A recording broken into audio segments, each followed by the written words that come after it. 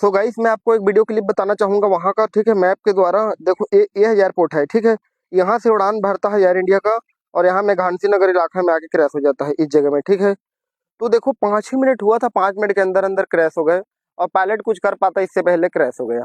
तो उसके बाद कुछ समय नहीं था, 5 मिनट के अंदर इतना भीषण आग लग गई, इतना जल्दी क्रैश हो गया, वो क्या कर सकता था।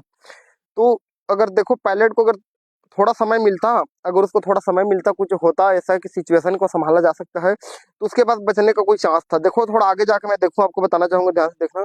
ये साबरमती नदी है। ठीक है, साबरमती नदी है, अगर यहाँ से आसपास गिरता, नदी के आसपास में अगर क्रैश लैंडिंग भी करा दिया होता ना, तो इस नदी पे आके गिरता ना, तो शायद इतना भीषण आग नहीं लगता और इतना जान हानि नहीं होता।